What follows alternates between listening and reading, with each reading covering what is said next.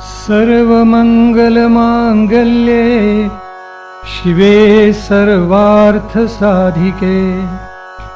शरण्ये त्र्यंबके गौरी नारायणी नमोस्तुते। जगदंब आदिशक्ती चतुश्रृंगी माता, या पावन देवस्थानचे सर्व मान्यवर पदाधिकारी आणि विश्वस्त आणि महालक्ष्मीच्या विराट स्वरूपाला आपल्या विशुद्ध अंतःकरणात धारण करण्यासाठी, त्या विराट स्वरूपाचा ठाव घेऊन पुन्हा एकदा बलाढ्य राष्ट्र निर्माण करण्यासाठी अत्यंत प्रेमानं, आदरानं, श्रद्धेनं, निष्ठेनं, आंतरिक ओढीनं जगदंबेच्या या पावन प्रांगणामध्ये उपस्थित असलेले आजचे विशेष मान्यवर अतिथी, जगदंबेचे सर्व भक्त, भगिनी, माता, बांधव आणि कालपासून दिसायला लागलेले तरुण विद्यार्थी आणि विद्यार्थिनी, ईश्वरीं सर्वभूतानां असं ज्या देवीचं वर्णन श्री सूक्तामध्ये केलेलं आहे, त्या महालक्ष्मीचं विश्वव्यापी स्वरूप आपण यथामती यथाशक्ती उलगडतो आहोत। ज्या आत्मज्ञानी महर्षींनी ब्रह्मर्षींनी या महालक्ष्मीचे गोडवे गायले, त्यांच्या मनामध्ये विश्वकल्याणाचा भाव होता। महालक्ष्मीनी केवळ आपल्यावर कृपावंत व्हावं आणि आपलंच घर भरावं अशी भावना या ब्रह्मर्षींच्या महर्षींच्या मनामध्ये कधीही नव्हती। आपल्या भारतवर्षाचे वैशिष्ट्य आहे की इथं सगळं जे चिंतन झालं ते विश्वकल्याणाचंच आहे, लोककल्याणाचं आहे, समाजाच्या, राष्ट्राच्या हिताचं आहे। आणि हे चिंतन पिढ्यानपिढ्या सहस्रावधी वर्ष चालू आहे। असं अद्भुत आणि अलौकिक उदाहरण मानवी संस्कृतीमध्ये, मानवी जगामध्ये आपल्याला अन्यत्र कुठेही पाहायला मिळणार नाही, इतकं ते अलौकिक आणि अद्भुत आहे। महालक्ष्मीचं विराट स्वरूप कसं आहे हे पहिल्या 3 श्लोकामध्ये अनुष्टुप छंदामध्ये या ऋषीजनांनी उलगडलं। या महालक्ष्मीचा प्रसाद आपल्याला कसा मिळावा हेही त्यांनी सांगितलं। अनुष्टुप छंदाचा अर्थ काल आपण उलगडला, तो आपल्या ध्यानामध्ये असेल। अनु अधिक स्तुभ, ज्यामुळे आपल्या चित्ताच्या चंचल वृत्ती नाहीशा होतात, चित्तावरचा मल जातो, विक्षेप म्हणजे चंचलता मोडून जाते। अज्ञानाचं आवरण ज्या छंदाच्या माध्यमातून नाहीसं होतं, त्या छंदाला अनुष्टुप छंद असं म्हटलेलं आहे। पहिले 3 श्लोक, पहिल्या 3 ऋचा या अनुष्टुप छंदामध्ये आहेत। आणि काल ज्या ऋचेचा आपण अभ्यास केला ती 4थी ऋचा ही बृहती छंदामध्ये आलेली आहे। या छंदामध्ये ऋषीजन या महालक्ष्मीची प्रार्थना करताना म्हणतायत की जगदंबे तू आर्द्रा आहेस, पण केवळ आर्द्रा आहेस असं नाही, ज्वलंतीम आहेस। शीत उष्णाचा अपूर्व संगम तुझ्या ठाई आहे। तू करुणा सांद्र आहेस, दयेनं तुझं अंतःकरण ओतप्रोत भरलेलं आहे। कारण अनंत माऊलींची माऊली कोण असेल तर हे महालक्ष्मी, हे जगदंबे तूच आहेस। भक्तांचे सगळे मनोरथ पूर्ण करायचं सामर्थ्य तुझ्या ठाई आहे आणि ते मनोरथ पूर्ण करून तू त्यांना अपरंपार संतोषी देतेस।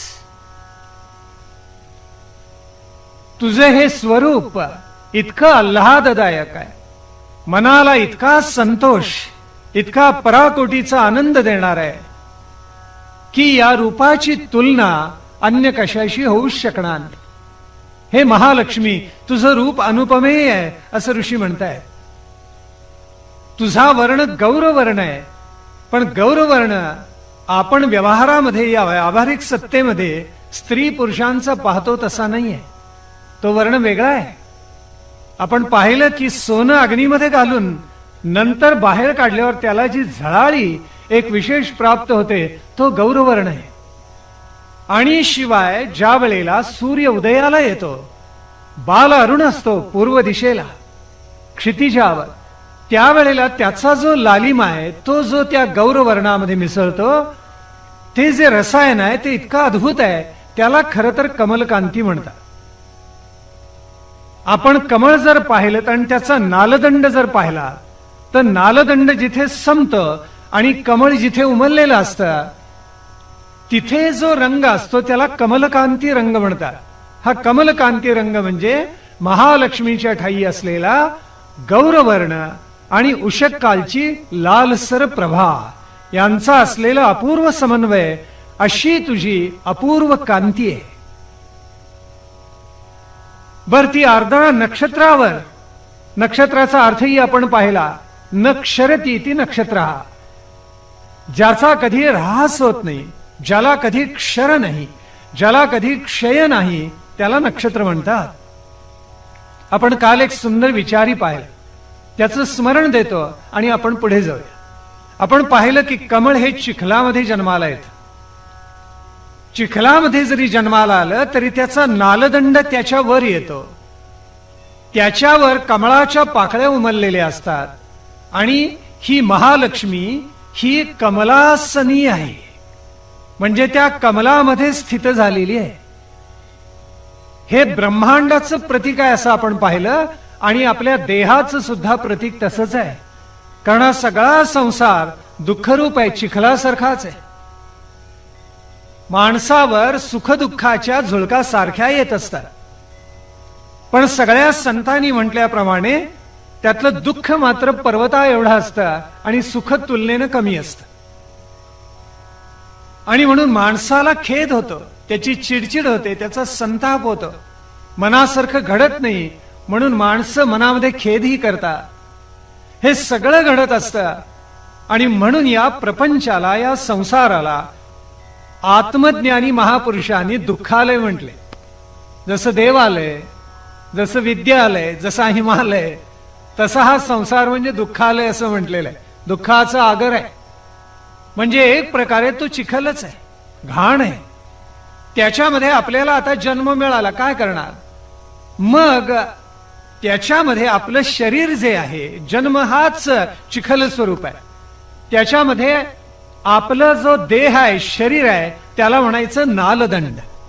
आणि त्या नालदंडाच्यावर आपलं जे मस्तक आहे ते कमल स्वरूप आहे. कारण योगशास्त्रामध्ये मूलाधारापासून सहस्रार पर्यंत जायचं असं सांगितलेलं आहे. ती सप्तदला हळूहळू विकसित करत न्यायची आणि त्याचं उल्लंघन करून शेवटी आत्मसाक्षात्कार आपण त्या माध्यमातून करून घ्यायचा असं आत्मज्ञानी महापुरुष सांगतात. तेव्हा जे ब्रह्मांडी ते पिंडी आहे, हा भावार्थ एका दृष्टीनं या बृहती छंदामध्ये हे ऋषीजन आपल्याला सांगतात. अशी जी अलौकिक महालक्ष्मी आहे, या महालक्ष्मीला हा ऋषी म्हणतोय मी आवाहन करतो, कारण ती आत्मश्री आहे, ती आत्मलक्ष्मी आहे, असं हा सुंदर भावार्थ या ऋषींनी प्रकट केलेला आहे.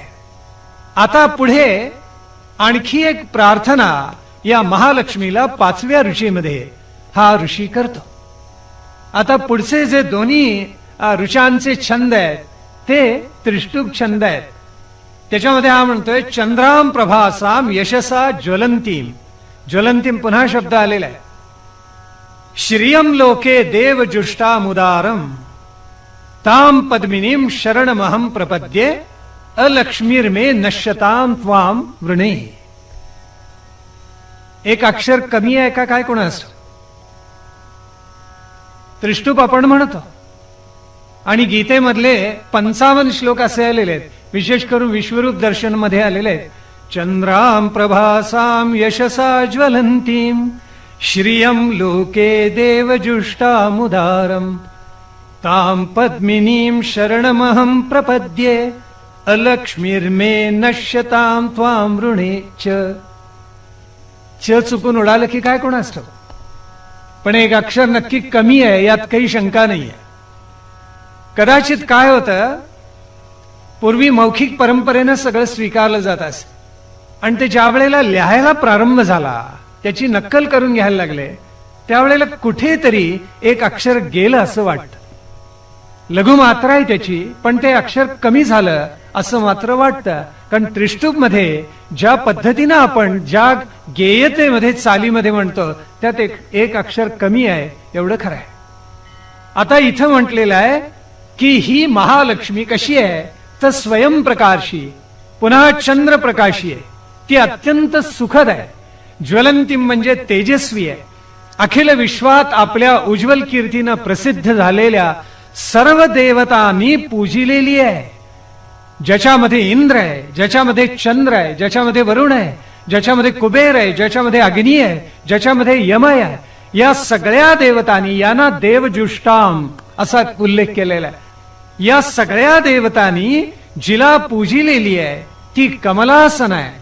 जिनं हातामध्ये, दोन्ही हातामध्ये कमल पुष्प घेतलेली आहे आणि जगाच्या रक्षणाचं अखंड व्रत जिनं घेतलेले आहे, त्या महालक्ष्मीला मी शरणागत आहे असं तो ऋषी म्हणतो.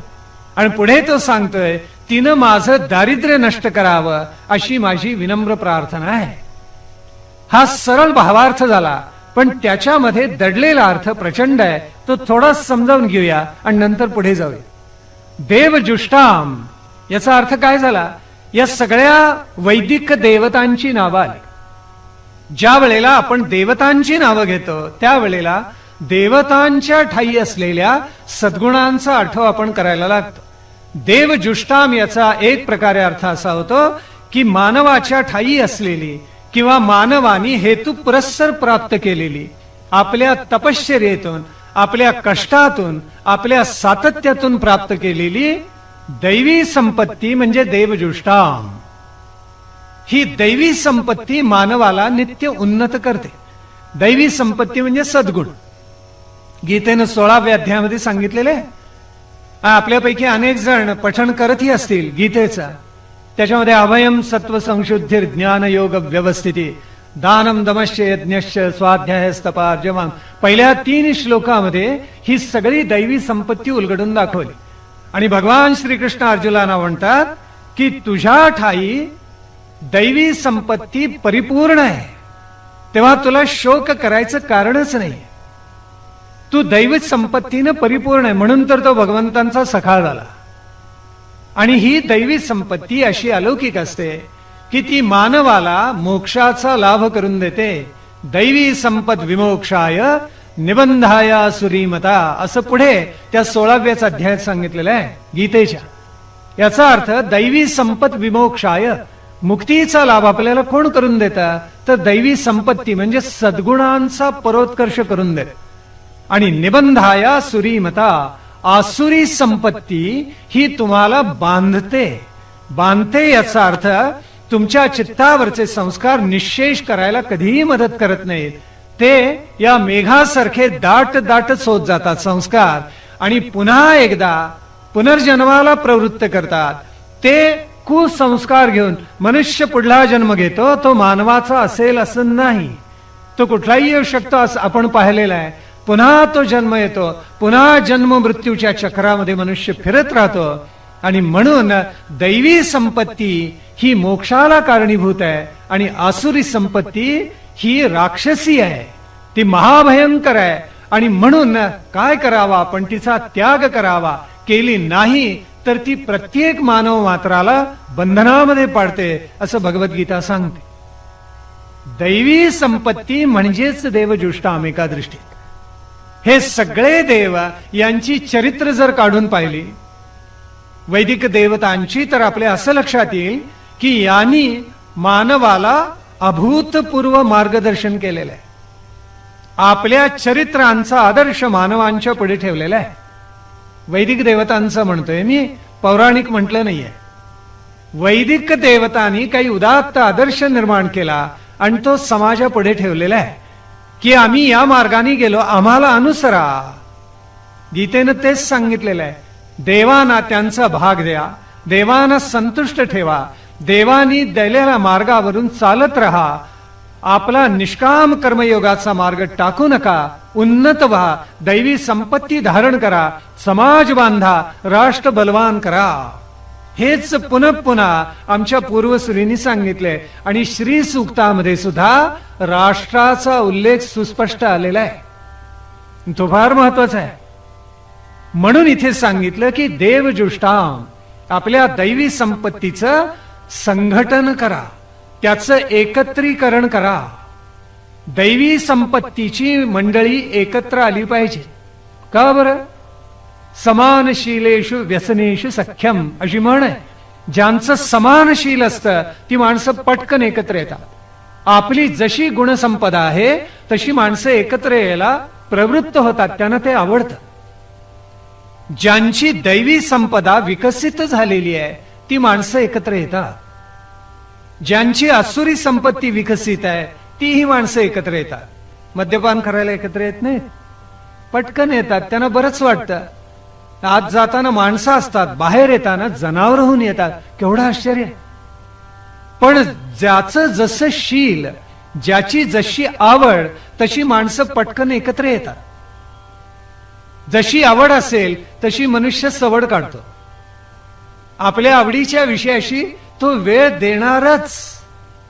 कितीही प्रतिकूलता किंवा अनुकूलता असू दे, त्याला वेळ देऊन मनुष्य आपली जी आवड आहे ती पूर्ण करतोच. आणि म्हणून सद्गुण वर्धिष्णू करणाऱ्या मंडळींनी एकत्र यावं, कारण हे देव सुद्धा एकत्र आले आणि त्यांनी त्यांची कामं वाटून घेतली. इंद्र हा राष्ट्राचा नेता आहे. त्यांनी राज्यपद घेतलं. नुसतं राज्यपद घेतलं असं नव्हे, या राष्ट्रामधली प्रजा अत्यंत सुखी असावी म्हणून अनंत राक्षसांचा वध त्यांनी केला आणि प्रजेला निर्भय केले. वरुणांनी नीतिमत्तेचा आदर्श घालून दिला. वरुण पाश प्रख्यात आहे म्हणून आपल्याकडे केव्हाही मंगल कार्य, कोणतेही कार्य असलं तरी पहिल्यांदा गणेशाचं पूजन होतं, पुण्यावाचन होतं आणि जोडून त्याला, अनेक जणांना माहिती नसतं, कलश ठेवलेले असतात दोन, ते वरुणाचं प्रतिनिधित्व करतात. वरुणाचं पूजन असतं आणि त्याच्यामध्ये जल ठेवलेलं असतं, कारण जलाचा अधिपती वरुण आहे. आणि या भूतलावर, वसुंधरेवर पाण्याचा भाग सगळ्यात मोठा आहे आणि त्याच्यावर वरुणाची सत्ता चालते. तो नीतिमत्तेचा आदर्श असा देव आहे आणि तो तुम्हा आम्हाला नीतीच्या, सदाचाराच्या मार्गावर चालायला प्रवृत्त करत असतो. अग्नी तर ग्रहपती आहे आणि यजमान आणि देव यांना जोडणारा तो अत्यंत पावन पवित्र असा दुवा आहे. कुबेर हा संपत्तीचा अधिपती म्हणून ख्यातनाम आहे आणि मंत्र पुष्पांजली आपण जी गातो ती कुबेराला उद्देशूनच गातो. बऱ्याच जणांना माहिती नसेल. कुबेराज वैश्रवणाय महाराजाय नमः म्हटलेला आहे ना, ते खरंच आहे. तो वैश्रवण आहे, कुबेर आहे, विश्रवाचा पुत्र आहे. त्याला उद्देशूनच ती मंत्र पुष्पांजली आहे आणि त्याच्यामध्ये राष्ट्राचा गौरव आहे. त्याच्यामध्ये किती प्रकारे जनसत्ता, गणसत्ता प्रगट होऊ शकते ते त्या मंत्र पुष्पांजलीमध्ये मुद्दाम सांगितलेलं आहे. आणि म्हणून इथे सुद्धा कुबेर त्या देवजुष्टांमध्ये आहे. यम हा आत्मज्ञानी आहे. तो केवळ माणसानं उचलून नेतो असं नव्हे. यम हा आत्मज्ञानी आहे. त्यांनी नचिकेताला जे ज्ञान दिलं ते अभूतपूर्व आहे. कठोपनिषद अनंत वेळेला वाचा, कधीही तृप्ती होणार नाही, इतकं ते अपूर्व आहे. आपण हळूहळू आत्मोन्नत कसं व्हावं त्याचं उत्तमातलं उत्तम दिग्दर्शन यमानी नचिकेताला केलेलं आहे.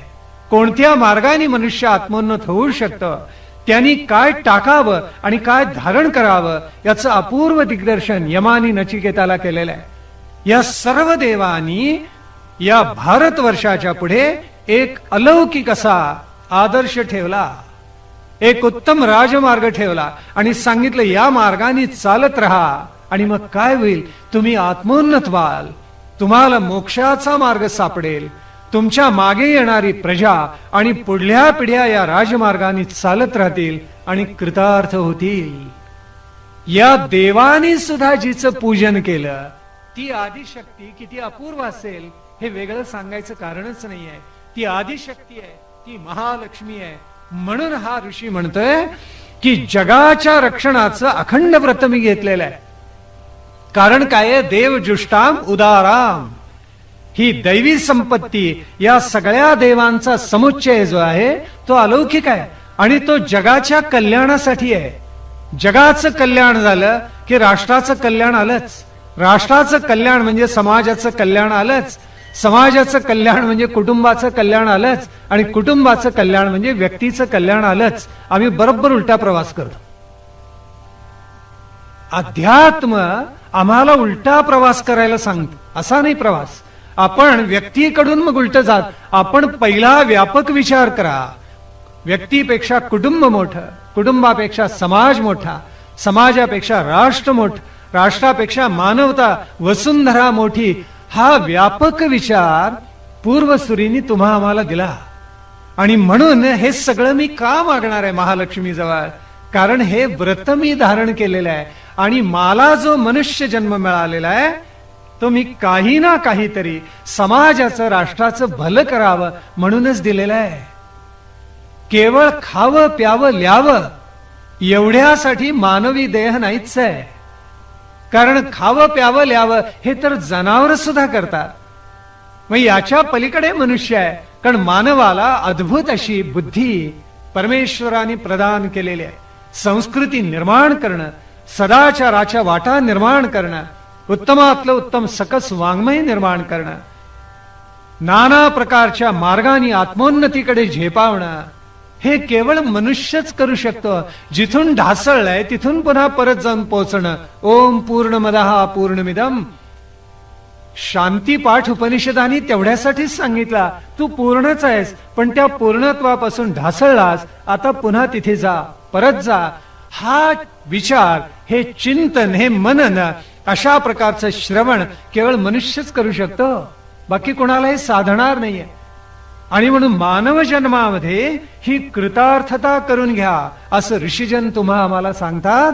महालक्ष्मीचा, आदिशक्तीचा कृपा प्रसाद मिळाला तर हे काहीच अवघड नाहीये. आणि म्हणून ऋषी तुम्हा आम्हाला आवाहन करून हे सांगतायत. आणि पुढे ते ऋषीजन सांगतायत की त्या महालक्ष्मीनं माझं दारिद्र्य दूर करावं अशी माझी विनम्र प्रार्थना आहे. हे दारिद्र्य कोणत्या स्वरूपाचं आहे पुढे त्याचा उल्लेख आहे. म्हणून थोडस पुढे जाऊया, आणखीन आपण त्याचा उलगडा करूया. पुढे 6व्या ऋचेमध्ये हे ऋषीजन, तापसजन आपल्याला सांगतायत की ही कशी आहे महालक्ष्मी. पुन्हा एकदा वर्णन, ज्वलंतींचं आणखीन एक वेगळं रूप सांगितलं. ओम आदित्य वर्णे तपसोधि जातो वनस्पतिस्तव वृक्षोथ बिल्वहा तस्य फलानि तपसा नुंदन्तु मायांतरायाश्च बाह्या अलक्ष्मीहि. नुदन्तु मायांतरायाश्च बाह्या अलक्ष्मीहि. काय सांगितलं पहा. हे लक्ष्मी माते, हे जगन्माते, हे विश्वजननी, तुझ्या तपस्साधनेमुळं तुझ्या हातून निर्माण झालेली बिल्व वृक्षाची पक्व फळं ती काय करत, तर माझ्या बुद्धीतलं मांद्य, माझ्या बुद्धीतलं जाड्य, माझ्या मनातलं अज्ञान, माझ्या बुद्धीमधलं अज्ञान आणि समाजात, राष्ट्रामध्ये दिसणार दारिद्र्य नाहीस करोत. आपण अशी प्रार्थना करतो का? आपण फक्त धनधान्य पशुवृद्धी एवढ्या पुरतं आणि पुत्र पौत्र त्याच्या पुढे एवढ्यानी भागलं नाही म्हणून समजतही. त्यातलं एक दोन चालणार नाही, सगळं पाहिजे आणि काही विशेष देशील तेही हवं अशी प्रार्थना आपण आपल्या इष्टदेवतेची करत असतो. इथे ऋषींनी जे मागितले ते फार वेगळं आहे. आणि त्याच्यामध्ये तो म्हणतोय, हे महालक्ष्मी, हे जगदंबे, आदिशक्ती, तू आदित्य वर्णाची आहेस. तो आदित्य वर्ण कसा, म्हणजे बाल सूर्याप्रमाणे आरक्त आहेस. ज्याचं वर्णन शब्दात खरं तर करता येणार नाही, तो अनुभव घ्यायला पाहिजे. सूर्योदय पाहणं हा आनंद आहे, सूर्यास्त पाहणं हा आनंद आहे. जरा वर्णन करून सांगा ना, असं म्हटलं की एकच सांगायचं, बघा ना लवकर उठलात तर कंसात. आता गंमत अशी आहे की सूर्योदयानंतर बरेच जण उठतात आणि ज्या वेळेला कार्यालयातून बाहेर पडतात त्यावेळेस जवळजवळ सूर्यास्त झालेलाच असतो. ही गंमत आहे. त्याच्यामुळे बऱ्याच जणांना, मी थट्टा करतोय असं समजू नका, आपल्यापैकी काही मंडळी तशी असतील इथली, की सूर्योदयही पाहायला मिळत नाही. इथली म्हणजे इथली चांगली आहेत हो, पण पुण्यातली काही मंडळी, शहरातली काही मंडळी अशी आहे, सूर्योदयही पाहायला मिळत नाही आणि परत येतात त्यावेळेस सूर्यास्त झालेला. तो जो आरक्त वर्ण आहे तो इतका अद्भुत आहे, इतका अलौकिक आहे की त्याला तोड नाहीये. म्हणून असं वाटतं की कोण चित्रकार हा, कोण चित्रकार. सूर्य चंद्र अंबरी कोणी निर्माण केले, कोणी मांडले. तारका अधांतरी कोणी निर्माण केल्या. हे सगळं अद्भुतच आहे. आणि म्हणून हा कोण चित्रकार, हा कोण जादूगार. हा जादूगार म्हणजे आदिशक्ती आहे, हा परमात्मा आहे, परब्रह्म आहे, ज्याच्या लीलांना कोणतीही सीमा नाही, असा तो असीम आहे. आणि असे अनंत रंग क्षितिजावर तो निर्माण करतो की माणसाने भान हरपून पाहतच राहावं, असं काहीतरी तो अलौकिक निर्माण करतो. बरं, तो कसा आहे? तपस्सा. आता आदित्य वर्णाची महालक्ष्मी तिनं काय केलं हे ऋषी सांगतो. तपसा उ अधिजातः. तपसा उ अधिजातः म्हणजे तपश्चर्येनच, अन्य काही नाही. स याचा अर्थ बाकी काही नाही, तपश्चर्येनच त्या महालक्ष्मीनं काही अद्भुत निर्माण केलं. म्हणजे महालक्ष्मीला सुद्धा तप करावं लागतं. मग मानवाची काय कथा? महाभारतामध्ये उल्लेख आहे की बदरिकाश्रमामध्ये जाऊन, हिमालयामध्ये जाऊन भगवान श्रीकृष्णांनी 12 वर्ष तपश्चर्या केली. ज्यांनी गीतेमध्ये म्हटलेलं आहे ब्रह्मणो हि प्रतिष्ठाहम, मी ब्रह्माचा अधिष्ठान आहे, असं वर्णन कृष्णाने भगवद्गीतेमध्ये केलेलं आहे. तो भगवान श्रीकृष्ण 12 वर्ष तपश्चर्या करतो हिमालयामध्ये जाऊन. मग तुम्हा मला किती तपश्चर्या करावी लागेल? आपण थोडं एवढं प्राप्तव्य झालं की हरखून जातो, हर्षवायू होतो. होऊ नये.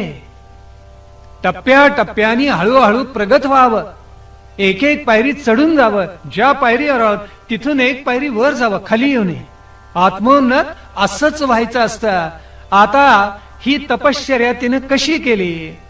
तर तपश्चर्या ती चांद्रायणादौ असं म्हटलेलं आहे.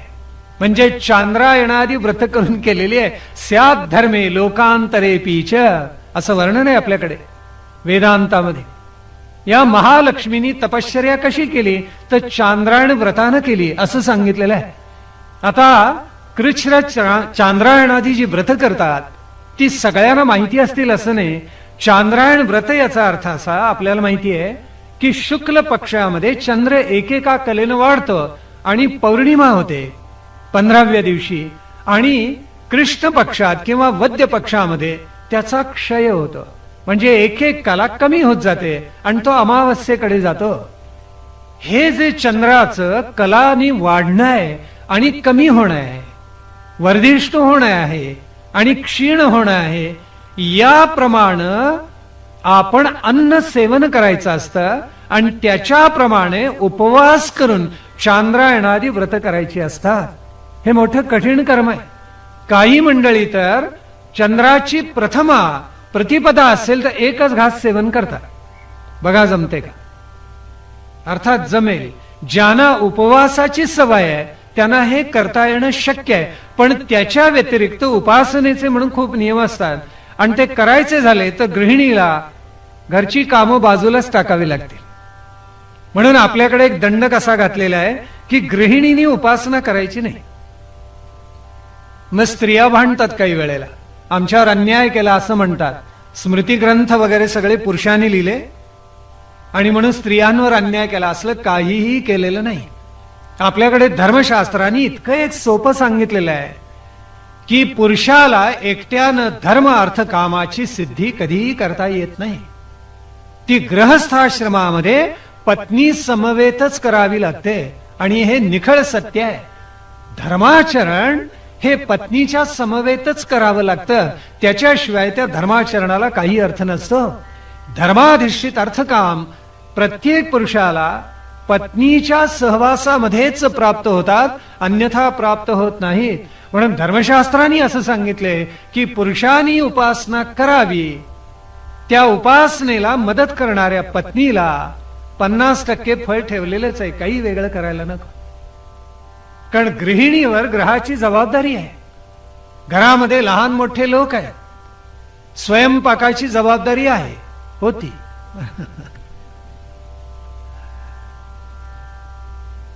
आता सगळा रेडीमेड जमाना आहे ना, उक्ता आणायचं, जे मिळेल ते पटपट घेऊन यायचं. पण गृहिणीवर जबाबदारी आहे. आणि निसर्गाने, देवानी, परमेश्वराने तिच्या ओटीमध्ये इतकं एक भाग्य घातले की तिच्या पोटामध्ये गर्भ वाढतो. पुढली संतती त्या माऊलीच्या पोटी जन्माला येत असते. आणि आई जो संस्कार देते तो जगामध्ये अन्य कोणीही परमेश्वरी देऊ शकणार नाही. लक्षात ठेवा, आईचा संस्कार हा एकमेवा द्वितीय, अपूर्व आहे. दुसऱ्या कुणालाही तो देता येणं शक्य नाही. हे जे कर्तव्य आहे आईचं, ते इतकं अलौकिक आहे. म्हणून गृहिणीला सांगितले स्वतंत्र उपासना नको, तुला त्या उपासनेला द्यायला वेळच नाहीये. तुला ग्रहकृत्य इतकी आहेत करायची की तीच तुझी उपासना आहे, वेगळी उपासना करायचं काहीही कारण नाही. म्हणून अन्य कोणतीही कृक्षादी, चांद्रायणादी व्रत आहेत ती अजिबात करू नयेत. म्हणून तर आमच्या पूर्वसुरींनी आग्रहाने सांगितलेलं आहे. आणि म्हणून चांद्रायण व्रत करावीत, ती महालक्ष्मीनी केली, आपण नाही करायची. काही चरित्र इतके अद्भुत असतात की ती आपल्याला स्वीकारावी लागतात. काही ठिकाणी नमस्कार करावा लागतो आणि काही ठिकाणी अंशतः आचरता येतं. हा विवेक प्रत्येक माणसाने नित्य ठेवावा. आता महालक्ष्मीनं हे आचरण कसं केलं तर कालिका पुराणामध्ये एके ठिकाणी फार सुंदर वर्णन आलं. आणि त्यात म्हटले, बिल्वारण्ये तपश्चक्रे लक्ष्मीर लोकहितार्थिनी. तिनं जी तपश्चर्या केली ती का लोकहितार्थिनी म्हटलेलं आहे. जनांचं कल्याण व्हावं, विश्वाचं कल्याण व्हावं, असा उल्लेख कालिका पुराणामध्ये, देवी भागवतामध्ये सुद्धा आलेला आहे की देवीनं जी तपश्चर्या केली ती जगाच्या, विश्वाच्या कल्याणासाठी केलेली आहे. मग महालक्ष्मी देवी जर अशी तपश्चर्या करत असेल तर आपल्याला अशी तपश्चर्या करता आलीच पाहिजे. मग ही तपश्चर्या केल्यानंतर तिनं ती कुठे केली तर बिल्वारण्य म्हटलेलं आहे. बिल्वाची झाडं किंवा बिल्वाची फळं ज्या वृक्षांना लागलेली आहेत असं अरण्य, जंगल, वन पसरलेलं आहे, त्या वनामध्ये तिनं मुद्दाम ही तपश्चर्या केली. का बरं, दुसरीकडे कुठे का केली नाही? त्याला काही कारण आहे. आपल्याकडे एक परंपरेनं असं सांगितलेलं आहे, कात्यायन्याः शमी जाता.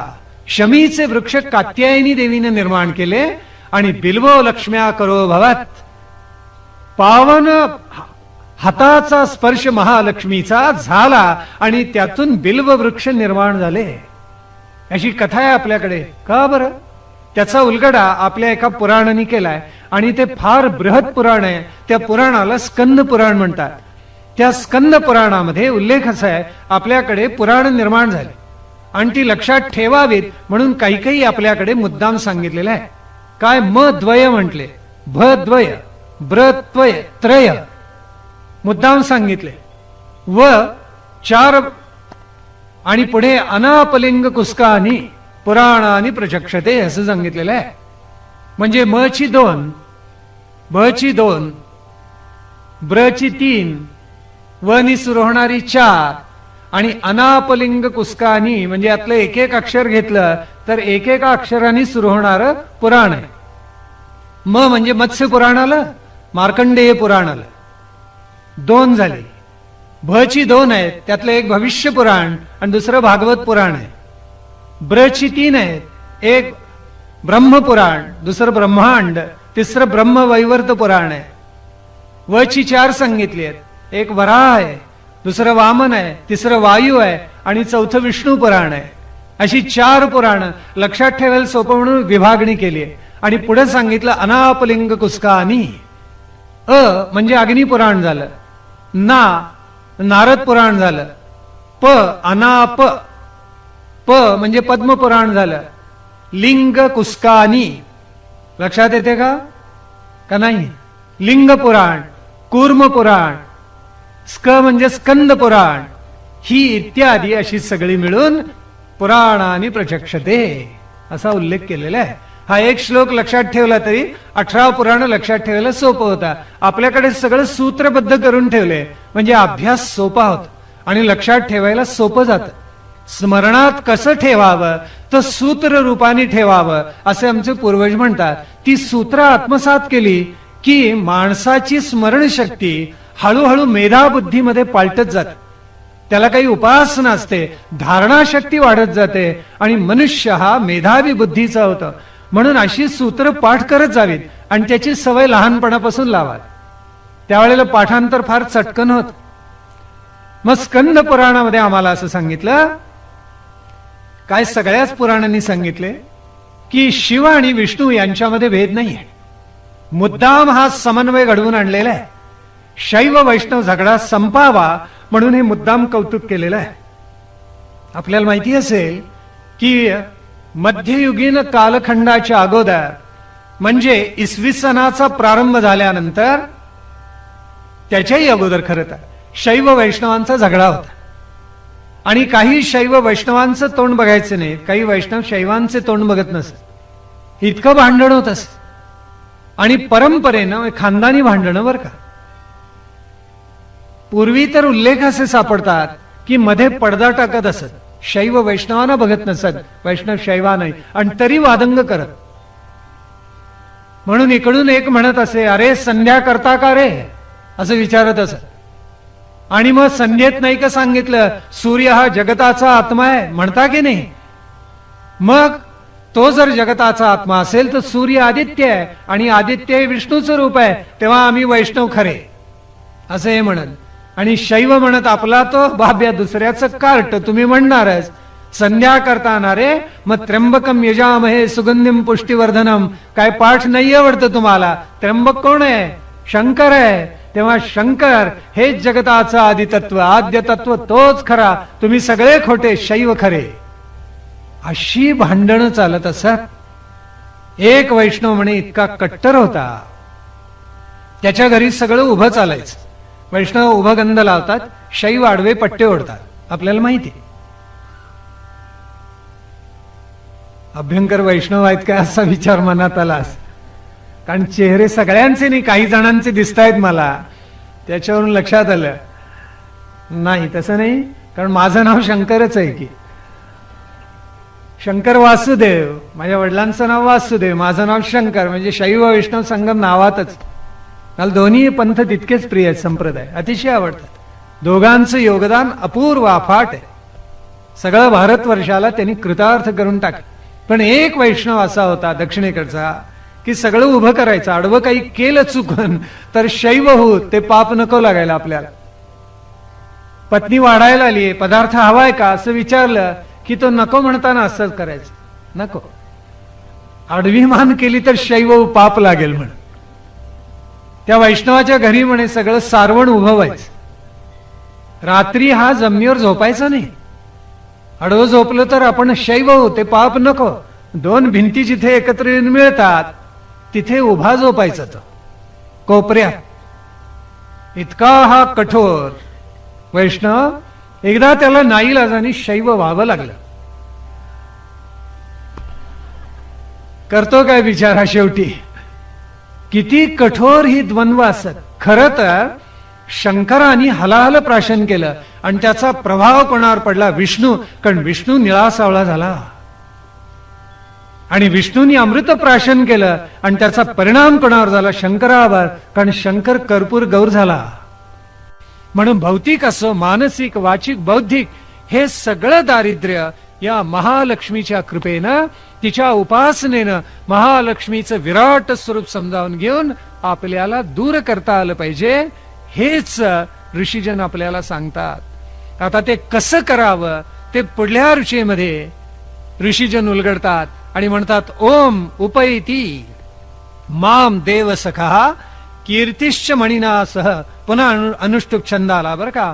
प्रादुर्भूतोस्मि राष्ट्रेस्मिन् कीर्तिम वृद्धिम ददातु मे. काय काय मागितले सावध होऊन ऐका. माम देव सखा उपयतु, मला काय लाभू दे.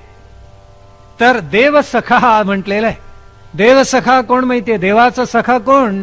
देव म्हणजे महादेव, म्हणजे शंकर.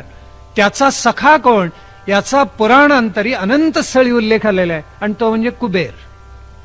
कुबेर हा महादेवाचा सखा आहे. तेव्हा त्या कुबेराची मला प्राप्ती व्हावी. का बरं मागितलं? कारण कुबेर मिळाला म्हणजे सगळं धन मिळालं. आणि कुबेर उत्तर दिशेचा लोकपाल आहे. झेपावे उत्तरेकडे हे सूत्र आमच्या संतांनीच सांगून ठेवलेलं आहे. दक्षिणेकडे जाऊ नये असं नव्हे, पण झेपावे उत्तरेकडे याच्यामध्ये मोठा अर्थ आहे. कारण कुबेर उत्तरेचा लोकपाल आहे. त्याची कृपा जर लाभली तर धनवंत व्हालच, हा त्याच्यामध्ये भावार्थ आहे. म्हणून आमचे ऋषीजन म्हणतात की प्रत्येक प्राणी मात्राला, प्रत्येक मनुष्य मात्राला आपण स्वतः, आपल्या स्वतःसहित आपला समाज आणि आपल्या स्वतःसहित आपलं राष्ट्र समृद्ध व्हावं, कीर्तिमान व्हावं अशी अपेक्षा असते. प्रादुर्भूतोस्मी राष्ट्रेस्मिन, या राष्ट्रामध्ये माझा प्रादुर्भाव झालाय, मी इथे जन्माला आलेलो आहे. याचा नितांत आत्मगौरव, ती अस्मिता, ते सत्व स्वत्व तुमच्या आमच्यापैकी प्रत्येकाच्या हृदयामध्ये जागलं पाहिजे. स्वामी विवेकानंदांनी अमेरिकेमध्ये स्वाभिमानाने सांगितलेलं होतं, होय हिंदू म्हणून मी जन्माला आलोय आणि त्याचा नितांत गौरव माझ्या मनामध्ये आहे. हे पुन्हा पुन्हा त्यांनी सांगितलेलं होतं. या भारतवर्षामध्ये मी जन्माला आलो याचा मला नितांत अभिमान वाटतो, असं स्वामीजी म्हणत असत. यात केवढा गौरवास्पद अर्थ आहे, तुम्ही आम्ही ध्यानात घेतलं पाहिजे. आणि म्हणून इथे हा ऋषी या मंत्रामध्ये म्हणतो, तो देवसखा म्हणजे ते धन प्राप्त होऊ दे, पण ते कशासाठी? या राष्ट्राच्या उन्नतीसाठी, माझ्या उन्नतीसाठी नाही. माझा लाभ व्हावा, मला अपरंपार वैभव प्राप्त व्हावं म्हणून नाही. हे वैभव आहे ते माझं राष्ट्र बलाढ्य व्हावं म्हणून आहे. असा विचार किती नागरिक करत असतील की राष्ट्राची जी उद्दिष्ट आहेत त्याच्यामध्ये व्यक्तिगत उद्दिष्ट माझी मिसळून जावेत. राष्ट्राच्या हेतूमध्ये माझा हेतू मिसळून जावा, राष्ट्राच्या जाणीवेमध्ये माझी जाणीव मिसळून जावी. हे ज्यावेळी घडेल माणसं फार मोठी होतील, कारण राष्ट्रच मोठं होणार आहे. राष्ट्र मोठा असतंच, पण आपण काही वेळेला असं करंटेपण प्रगट करतो की राष्ट्राला मोठं करायचं बाजूलाच राहून जातं. आणि म्हणून तुम्ही आम्ही अत्यंत सावधान असलं पाहिजे. हे सगळं घडावं म्हणून काय काय मागितलं? एक देवसखा म्हणजे कुबेर मागितला, अर्थात न्याय मार्गाने मिळवलेलं धन मागितलं. पुढे कीर्ती मागितली, मणिनासह, मणी म्हणजे चिंतामणी मागितलेला आहे. पुढे खालच्या ओळीमध्ये यश मागितलेलं आहे, कीर्ती मागितलेली आहे, वृद्धी मागितलेली आहे. ददातु मे महालक्ष्मी, हे सगळं तुम्हाला प्रदान कर असं हे ऋषीजन म्हणतात. इथे भारत राष्ट्राचा स्वच्छ उल्लेख केलेला आहे. हे राष्ट्र बलाढ्य व्हावं म्हणून हे सगळं मला दे. भारत या शब्दाचा अर्थच फार गोड आहे. भा म्हणजे आत्मविद्या, ब्रह्मविद्या, राजविद्या, आत्मज्ञान असा अर्थ आहे. आणि त्यात जो रत झालेला देश त्याला भारत म्हणतात. कारण आमच्याकडे सर्वाधिक चिंतन कशाचं झालं? तत्वज्ञानाचं झालं, आत्मोन्नतीचं झालं, अंतिम पुरुषार्थाचं झालं. मानवी जीवन संपन्न कशामुळे होईल ते केवळ अर्थकामाने होऊ शकणार नाही, याचं चिंतन ऋग्वेदाच्या कालखंडामध्ये झालेलं आहे. भौतिकतेचा आम्ही त्याग केला नाही, पण इहलोकाची आम्ही प्रतिष्ठापना परलोकाच्या अधिष्ठानावर केली. शेवटी इहलोक साधायचा तो परलोकासाठी, आपण प्रवृत्ती साधायची ती निवृत्तीसाठी. हे आमच्या पूर्वजांनी पुन्हा तुम्हा आम्हाला सांगितलं. प्रवृत्ती निवृत्तीचा अपूर्व समन्वय या देशामध्ये घातला गेला, सांगड घातली गेली, त्याचा संगम केला गेला. आणि मानवांना सांगितलं, बाबांनो प्रेयस पुरेसं नाही, प्रेयसाचे पुरुषार्थ अर्थ आणि काम आहेत, आणि श्रेयसाचे पुरुषार्थ धर्म आणि मोक्ष आहेत. जोपर्यंत धर्म मोक्षाचा स्पर्श नाही तोपर्यंत अर्थकाम हे उधळलेल्या अश्वासारखे आहेत. त्यांना लगाम घाला, धर्माचा आवरा, त्याला नीतिमत्तेची सदाचाराची चौकट घाला, आणि ते प्राप्तव्य अंतिम जे आहे, जे मोक्षाचं मुक्तीचं आहे, ते प्राप्त करून घ्या. हे ऋषीजनांनी तुम्हा आम्हाला मुद्दाम शिकवलेला आहे. हा जो कुबेर आहे हा यक्षांचा नेता आहे. देवानी म्हणे 2 प्रकारच्या जाती निर्माण केल्या. त्यातले यक्षामहा जे म्हणाले ते यक्ष झाले आणि रक्षामहा म्हणाले ते राक्षस झाले. आम्ही दुसऱ्याला देणार नाही, आमच्या पुरतं जपून ठेव असं जे म्हणाले ते राक्षस. यक्ष ही काही विलक्षण जात आहे. जात म्हणजे आज ज्या अर्थाने आपण म्हणतो तसं नाहीये म्हणत, जाती या अर्थानं नव्हे. ईश्वराने निर्माण केलेलं काहीतरी ते विलक्षण आहे. आणि त्याचा नेता कोण आहे तर तो कुबेर आहे. आपले मानस पुत्र ब्रह्मदेवानी निर्माण केले, त्यातला एक पुलस्त्य केला. त्या पुलस्त्याचा जो पुत्र आहे तो विश्रवा, आणि विश्रवाचा जो पुत्र आहे त्याचं नाव आहे कुबेर. तो विश्रवाचा पुत्र म्हणून त्याला वैश्रवण कुबेर म्हणायची पद्धत पडली. यांनी काय केलं, यांनी दीर्घ तपश्चर्या केली. तो उगाच नाही लोकपाल झाला. लोकपाल उगाच नाही होत आहे. जो सर्वाधिक त्याग करतो तोच लोकपाल होतो. जो स्वतःसाठी जगतो त्याला लोकपाल कधी होता येत नाही. वरुण आहे, इंद्र आहे, यम आहे आणि कुबेर आहे. पश्चिमेचा वरुण आहे लोकपाल, पूर्वेचा इंद्र लोकपाल आहे, उत्तरेचा कुबेर आहे आणि दक्षिणेकडचा यम आहे. हे 4 लोकपाल आपल्या तपश्चर्येमधून स्वयंसिद्ध झालेले आहेत. लोककल्याणाचाच त्यांनी नित्य विचार केला. त्यांनी तपश्चर्या केली. विश्रवानी त्याला मार्गदर्शन केलं पित्यानी, आणि सांगितलं कुबेरा तू या मार्गाने तपश्चर्या कर. आणि त्यांनी शेवटी महालक्ष्मीला प्रसन्न करून घेतले आणि तिनं या कुबेराला इतकं धनवंत करून टाकलं की कुबेरानी सगळी लोककल्याणाचीच कामं केली. कुबेरानी धन दिलेलं आहे. तो लोकपाल असल्यामुळे जिथे चांगली कार्य आहेत तिथे कुबेर येतोच, तिथे महालक्ष्मी येतेच आणि सत्कार्याला नित्य मदत करतोच तो कुबेर, आणि महालक्ष्मी सुद्धा मदत करते. हा त्यातला भावार्थ आहे. तेव्हा हा कुबेर पुढे त्याच्यासाठी मयासुरानं सुवेळाचल आणि त्रिकुटाचल याच्यावर लंका निर्माण केली. कुबेर तिथे जाऊन सुखानं राहायला लागला. त्याचा सावत्र भाऊ रावण तो महाभयंकर निपजला. कारण रावणाचे वडील सुद्धा विश्रवा मुनीचे आहेत आणि कुबेराचे वडील विश्रवा, पण आई वेगळे आहेत. कैकसीच्या पोटी रावण जन्माला आला आणि त्याला इतका मत्सर आणि द्वेष वाटला की तो भांडायला आला आणि म्हणाला यात माझा वाटा पाहिजे. असे रावण आजही समाजामध्ये आहेत. उद्योग नको, काम नको, काही नको करायला, आयता वाटा हवा असं म्हणणारी माणसं असतात. महालक्ष्मीला यांचा तिटकार आहे. ज्यांना उद्यम नको, उद्योग नको, उद्यमशीलता ज्यांना प्रिय नाही त्यांच्याकडे लक्ष्मी बघत सुद्धा नाही. तिला राग आहे त्यांचा. रावण म्हणाला माझा वाटा मला टाक, किंबहुना ही लंका माझीच आहे. कुबेर फार सज्जन होता. तो म्हणाला कितीही झालं तरी भाऊ आहे. तो म्हणाला तू इथे राहा, मी आपला उत्तरेकडे जातो. उत्तरेकडे गेला पण तरी याला चैन पडेना म्हणून तो कुबेरावर भांडला. कुबेरावर युद्ध केलं. त्याचं विमान पळवून नेलं. राक्षसच होता आणि म्हणून राक्षस कुलाचं खंदन प्रभू रामचंद्रांना पुढे करावं लागलं. हा कुबेर सत्प्रवृत्तच आहे म्हणून मंत्र पुष्पांजलीमध्ये त्याचा गौरव गायला जातो. या कुबेरानं महालक्ष्मीची त्याच्यावर कृपा असल्यामुळे मला चिंतामणी द्यावा. चिंतामणी काय? एक कल्पवृक्ष आहे कल्पतरू आणि दुसरा चिंतामणी आहे. ज्यांच्याकडे काही मागितलं तरी मिळतं आपल्याला. एक प्रवासी होता, वाटेत दमला, ऊन खूप होता, असे उन्हाळ्याचे दिवस होते आणि वृक्षाखाली विसावला. इतका थकला, त्या घामाच्या धारा लागल्या त्या, आणि तो एकदम असा त्याच्या मनामध्ये विचार आला की अरे आता एखाद्या माठामध्ये थंड पाणी ज्याच्यामध्ये मोगऱ्याची फुलं घातली आहेत, वाळ्याचा वास लागलाय, असं प्यायला मिळालं तर किती बरं होईल. त्याला माहिती नव्हतं तो ज्या झाडाखाली विसावला तो कल्पतरूच होता. मनात असा विचार आल्याबरोबर एकदम ते पाणी समोर आलं. त्याला आश्चर्य वाटलं.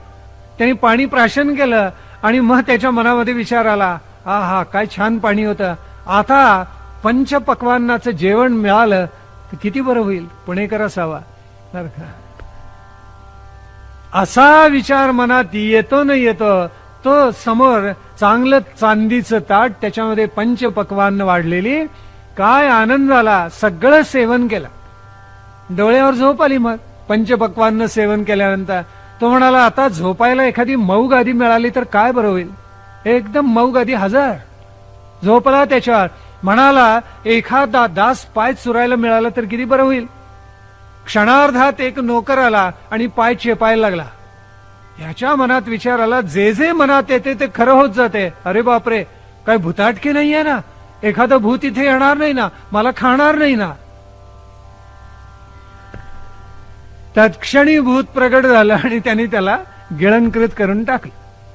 कल्पतरू प्राप्त झाला तरी काय मागावं हे कळावं लागतं. महालक्ष्मी प्रसन्न झाली तर काय मागावं हे कळावं लागतं. ऋषीजनांनी मागितले त्याला मोठा अर्थ आहे. चिंतामणी जर प्राप्त झाला, तुम्ही मागाल ते देतो. पण इथे चिंतामणी हा असा देवाच्या कृपेने मिळणारा ऋषीनं म्हणायचं नाही. त्याच्यामध्ये मोठा सुंदर लक्षणार्थ आहे. ऋषी आम्हाला म्हणतात, तुमचं आमचं मन, तुमची आमची बुद्धी, तुमची आमची धृती म्हणजेच चिंतामणी. काय मिळवावं हा विचार पहिल्यांदा मनात येतो ना. कुठे येतो पहिल्यांदा? संकल्प आपण करतो, मला अमुक पाहिजे. हे कोण पहिल्यांदा ठरवतं? मनच ठरवतं. मग त्या मनाने जे ठरवले त्याचा निश्चय कोण करतं? माणसाची बुद्धी करते. हा केलेला निश्चय कुणामुळे टिकतो? धृती किंवा धैर्यामुळे टिकतो. तेव्हा माणसाचं मन, माणसाची बुद्धी आणि माणसाची धृती किंवा धैर्य या तिन्हीचा संगम म्हणजे चिंतामणी होय. मी सद्गुण धारण करावेत हे मनामध्ये येणं हा संकल्प झाला. सद्गुण मी मिळवणारच असा निश्चय बुद्धीनं होतो. आणि खरोखर सद्गुण प्राप्त करण्यासाठी धृतीनं, धैर्याने तुम्हाला नित्य प्रेरणा द्यायची असते. आणि काही चांगलं मिळवण्यासाठी काही वाईट टाकावं लागतं. मग चिंतामणी कोण? माणसाचं मन, बुद्धी आणि धृती. हा समाज एकसंघ असावा. आपापसात आपण भांडू नये. हिंदूंनी एक व्हावं आणि बलाढ्य राष्ट्र करावं चिंतामणी आहे. असा संकल्प मनामध्ये येणं, हे राष्ट्र बलवान व्हावं असं वाटणं, या देवीनं आम्हाला पावावं, कृपावंत व्हावं म्हणून आमची काही तपश्चर्या व्हावी. देवी उगाच कशासाठी पावेल बरं? आम्ही तितके निर्मळ हवे, आमची काही तपश्चर्या झाली पाहिजे. आणि म्हणून आमच्या मनाचा जो संकल्प तोच चिंतामणी आहे. पण हा संकल्प राष्ट्र कल्याणाचा असावा. आपली तुंबडी भरणारा नसावा. त्याला महालक्ष्मी कधी पावत नाही. आणि म्हणून चिंतामणी हा मन, बुद्धी आणि धृती धैर्य रूपीचा आहे असा त्याचा अर्थ झाला. पुढे तुम्हा आम्हाला सांगितलेलं आहे की त्यांनी यश कीर्ती द्यावी. कीर्ती धवल असते, ती पैसे देऊन मिळवता येत नाही. आणि मिळवली तरी काही काळ टिकते, नंतर नाश पावते. जिथे लोक कल्याणाच्या हव्यासा पोटी, आणि तो हव्यास सुद्धा सत्वाच्या पल्याड आहे. तुका म्हणे आता उरलो उपकारापुरता असा अलौकिक संकल्प आहे. किंवा जसा संकल्प लोकमान्य टिळकांनी केला, स्वातंत्र्यवीर सावरकरांनी केला, स्वामी विवेकानंदांनी केला, योगी अरविंदांनी केला, असा पराकोटीचा विश्व कल्याणाचा संकल्प जिथे असतो, त्यातून जी कीर्ती लाभते ती पौर्णिमेच्या चंद्रासारखी धवल असते. ती शीतल असते, शांत असते, अनेकांच्यावर बरसते आणि कल्याण करून टाकते. असं अलौकिक सामर्थ्य या संकल्पामध्ये असतं. आणि कीर्ती मिळवावी ती अशी निष्कलंक मिळवावी हे ऋषीजन आम्हाला सांगतात. आता जशी कीर्ती आम्हाला द्यावी, चिंतामणी द्यावा, यशही आम्हाला द्यावं, ते यश सुद्धा असं निष्कलंक असावं. आणि यश राष्ट्राचं आहे, केवळ व्यक्तीचं नाही आहे. एक व्यक्ती इंडिया होऊ शकत नाही कधी, बरं का. आपल्याकडे राष्ट्रपती सुद्धा त्या नावापोटी झाडू हातात घेऊन झाडायला तयार होतात. याच्यापेक्षा राष्ट्राचं अधपतन काय व्हावं? मला वाटते काही जणांना कळलं, बऱ्याच जणांना कळलंच नाही. कळलं, हसतात त्या अर्थी कळलं. मानवानी चिंतन कोणत्या दिशेनं करावं? राष्ट्र सगळ्यात व्यापक आहे, आपण सगळे त्याचे पुत्र आहोत. आमच्या पूर्वसुरींनी स्वप्न पाहिलं ते हेच पाहिलं. आपल्याला माहिती आहे का, अथर्व वेदामध्ये एक सूक्त आले, पृथ्वी सूक्त. त्याचं नावच मोठं गोड आहे, पृथ्वी सूक्त. आणि सातवळेकरांनी त्याचं वर्णन करताना म्हटलेलं आहे, हे आपलं पहिलं वंदे मातरम आहे, पहिलं राष्ट्रगीत आहे. इतकं अपूर्व लिहिलेलं आहे की या देशाचे पुत्र कसे असावेत, या देशामधल्या माता कशा असाव्या, इथे धष्टपुष्ट गायी बैल कसे असावे, इथली सृष्टी हरित कशी असावी, उदंड पीक देणारी आमची भूमी कशी असावी, आमच्या या पुत्रांच्या या नागरिकांच्या मनामध्ये स्वप्न कोणती असावीत, राष्ट्र बांधणीचं स्वप्न त्यांनी कसं पाहावं, या राष्ट्राला आणि विश्वाला कृतार्थ कसं करावं, इतकं उत्कट आणि भव्य दिव्य सूक्त आहे, विचारूच नका. पृथ्वी सूक्त आहे. तोच विचार या श्री सूक्तामध्ये प्रगट झालेला आहे.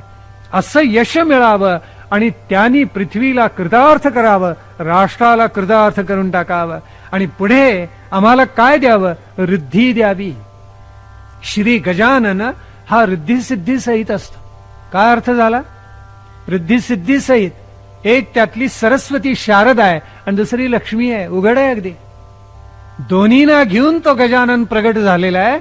हे गजाननाचं अलौकिक सामर्थ्य आहे, वैभव आहे. तो तुम्हाला बुद्धी शारदाही देतो आणि तुम्हाला वैभवही प्रदान करतो. असा रिद्धिसिद्धी सहित येणारा हा श्री गजानन आहे.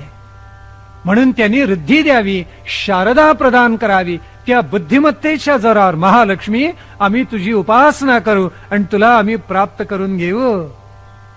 श्री याचा अर्थच आपल्याला माहिती आहे का? श्री सूक्ताला मोठा सुंदर अर्थ आहे. धर्म, अर्थ आणि काम या समन्वयाला, या पुरुषार्थांच्या समन्वयाला, या पुरुषार्थांच्या समन्वयाच्या संपत्तीला श्री म्हणतात. बस, अगदी थोडक्यात श्री म्हणजे दुसरं काही नाही आहे. पण आम्ही जीवनाचे हे पुरुषार्थ विसरून गेले, आमच्या लक्षातच नाही रे. धर्म, अर्थ, काम पुरुषार्थ असतात, आम्हाला माहितीच नाहीये. पुरुषार्थ म्हणजे ज्या दिशेनं आपण वाटचाल करायची, ते लक्ष आहे आपलं डोळ्यापुढचं, ते प्राप्त करून घेणं हा पुरुषार्थ आहे. आणि तो गृहस्थाश्रमामध्ये स्त्री पुरुषांनी अगत्याने प्राप्त करायचा असतो. मानवाला दृष्टी पुढे अशी काही ध्येय नसतील, अशी उद्दिष्ट नसतील, तर मानव कोणत्या मार्गाने चालत, आलेला दिवस फक्त पुढे जाईल, याच्या पलीकडे काय होणार आहे? समर्थांनी बरोबर सांगितलेलं आहे. धर्मरक्षको जो महापुरुष असतो, अमूल्य जन्म हा तेने वायाची दवडू नये. पुरुषार्थी विवेकी दक्ष जो कोणी, पुरुषार्थी धर्मरक्षको अमूल्य जन्म हा तेने वायाची दवडू नये. हा जन्म वाया दवडण्यासाठी नाहीच आहे. मग काय करावं? धर्म, अर्थ, काम सगळं साधावं. विलक्षण आहे याच्यामध्ये, केवढा अर्थ दडलेला आहे. याला श्री सूक्त म्हणतात, दुसरं काय आहे?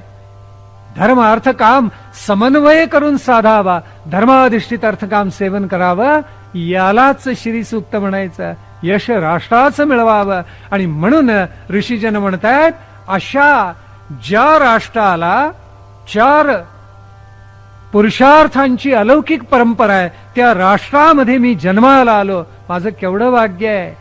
म्हणून जगभर सुयश मिळवणार असं काहीतरी ऐश्वर्य, अशी कीर्ती, अशी संपत्ती हे महालक्ष्मी तुम्हाला दे.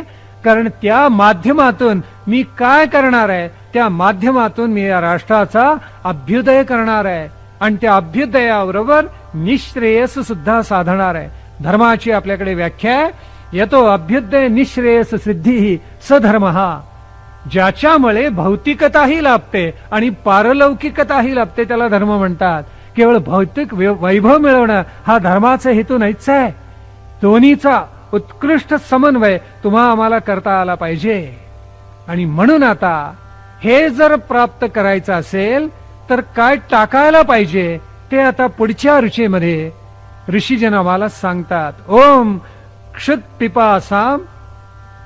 क्षुत्पिपासा मलाम ज्येष्ठाम अलक्ष्मीम नाशयाम्यहम. हे महालक्ष्मी, तुझ्या कृपा प्रसादानं मी काय करतोय? क्षुत म्हणजे क्षुधा, अर्थात भूक. पिपासा म्हणजे तृष्णा. ती मी काय करतोय? ती कशातून निर्माण होते? अलक्ष्मी किंवा ज्येष्ठा याच्यातून निर्माण होते. त्यांचा मी नाश करतोय. नाशयाम्यहम म्हटलेलं आहे. असं म्हणायला सुद्धा प्रचंड आत्मविश्वास लागतो आणि ती महालक्ष्मीच्या उपासनेतून तो निर्माण होतो. क्षुत पिपासा कशाची आहे? आम्हाला क्षुधाही असते आणि तृष्णाही असते. ती केवळ जेवणापुरती आणि पाण्यापुरती मर्यादित नाहीये.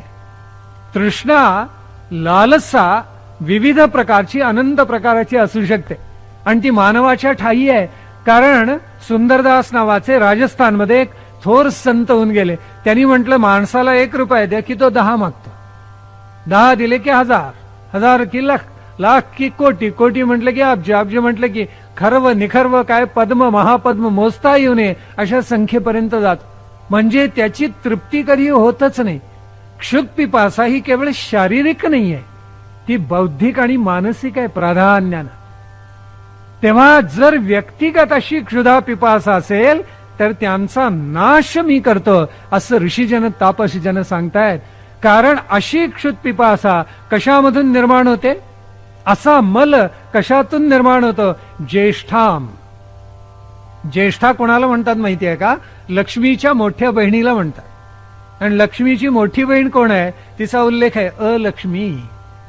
दारिद्र्य, दरिद्रता ही लक्ष्मीची मोठी बहीण आहे. ती कशातून निर्माण होते? ती आलस्य, प्रमाद, निद्रा, राष्ट्राची जाणीव नसणं, कर्तव्याची जाणीव नसणं आणि तमोगुण अत्यंत बलाढ्य असणं यातून निर्माण होते. ज्येष्ठा जर त्यागायची असेल, अलक्ष्मीवर जर मात करायची असेल, आलस्य, प्रमाद, निद्रा पहिल्यांदा टाकायला पाहिजे. प्रमाद याचा अर्थच जे करायला नको ते करणं आणि जे करायला पाहिजे ते अजिबात न करणं, यालाच प्रमाद म्हणतात. त्या नागरिकांना तरी प्रमाद हा टाकताच आला पाहिजे. त्या माध्यमातून मग बुद्धिमत्तेमध्ये, आपल्या मनामध्ये, आपल्या विचारामध्ये, आपल्या वाणीमध्ये ही जी क्षुत पिपासा निर्माण झालेली आहे, म्हणजे स्वार्थाची भावना निर्माण झालेली आहे, ती मी मुळासकट उपटून फेकून देईन असं ऋषीजन सांगतायत. नाशयाम्यहम, मी त्यांचा नाश करेन. फक्त जगन्माते तू काय कर, मला सामर्थ्य प्रदान कर. आपल्याकडे संस्कृत भाषेमध्ये काही सुंदर शब्द आले.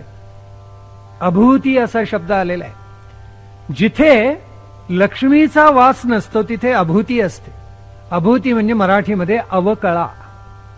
सगळ्यांना या शब्दाचा बरोबर परिचय आहे. महालक्ष्मीचं अधिष्ठान म्हणजे काय? महालक्ष्मी म्हणजे खूप संपत्ती नव्हे, महालक्ष्मी म्हणजे आत्मतृप्ती.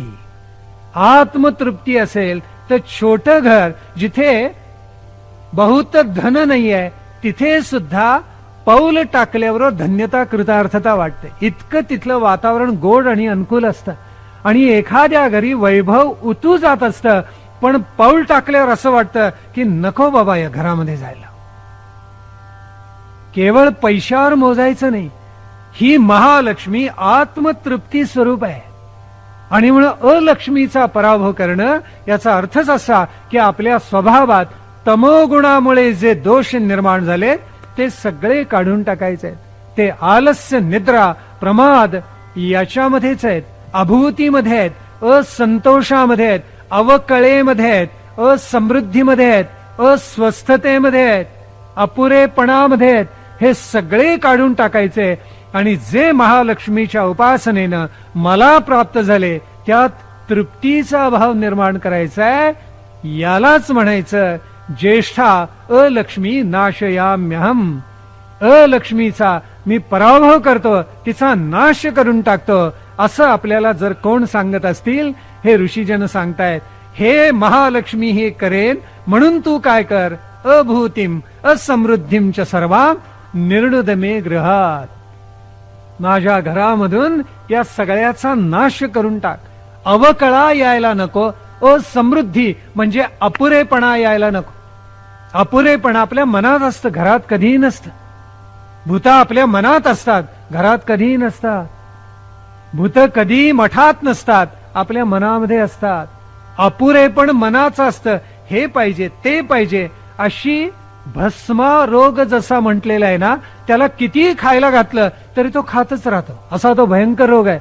तसं माणसाचं मन जर लालसायुक्त झालं तर त्याला सारखं ते अपुरेपण जाणवत राहतं आणि तो इतका अस्वस्थ होतो की ते अपुरेपण त्याला टोचत राहतं.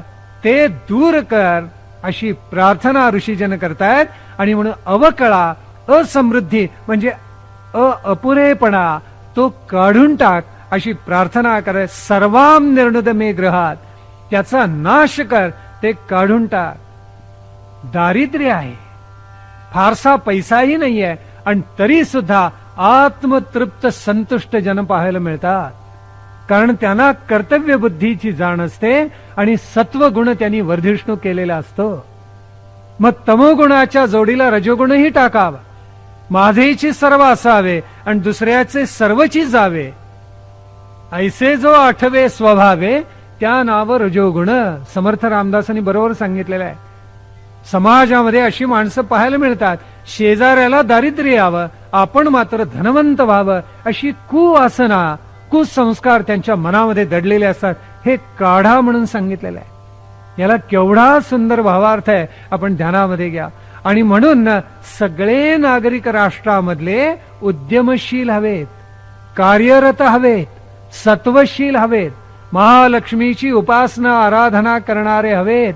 कारण महालक्ष्मीला कर्तव्यपूर्ती आवडते, उद्यमशीलता आवडते, तत्परता आवडते, स्वच्छता आवडते. हे सद्गुण नागरिकांनी धारण करावेत, तरच राष्ट्र प्रबळ होईल.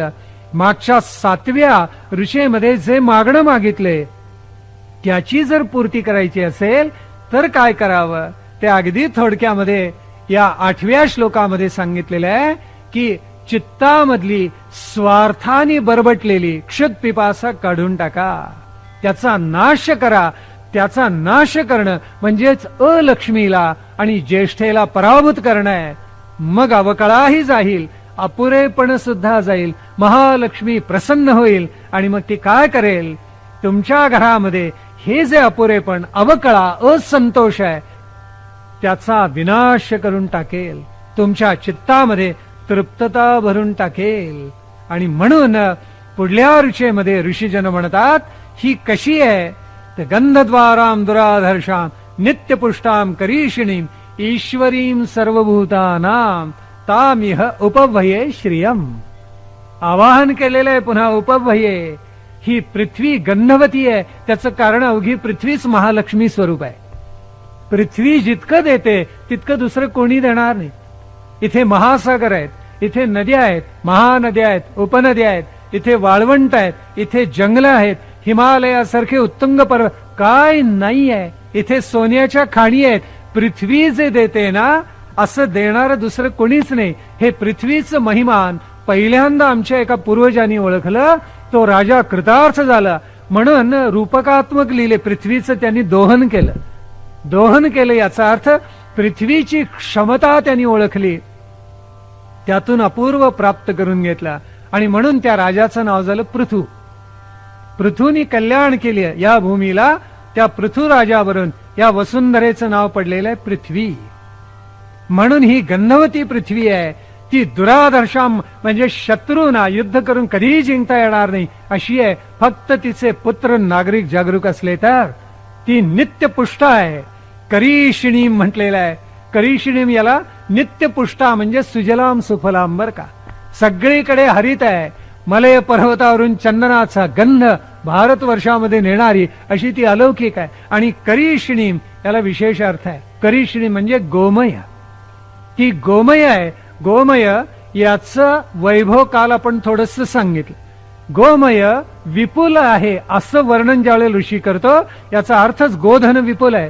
त्याच्याशिवाय विपुल गोमय कुठून मिळणार. पीटर व्हॅले नावाचा इटालियन प्रवासी भारतामध्ये आलेला होता आणि त्यांनी काही पत्र लिहिली आणि ती पत्र सुदैवानं सुखरूप राहिली आणि त्याचा एक संग्रह पुढे प्रकाशित झाला. त्या पत्रामध्ये त्यांनी काही गंमतशीर गोष्टी लिहिलेल्या आणि त्या पत्रामध्ये तो म्हणतो, या भारतामध्ये मला काही काही अद्भुत गोष्टी पाहायला मिळाल्या. कोणत्या पाहायला मिळाल्या की या भारतीयांच्या पायात पादत्राण जोडा असतो तो अद्भुत आहे. हात न लावता काढता येतो. चप्पल कारण ते बूट घालून वावरतात ना सारखे, थंडी जास्ती त्याच्यामुळे.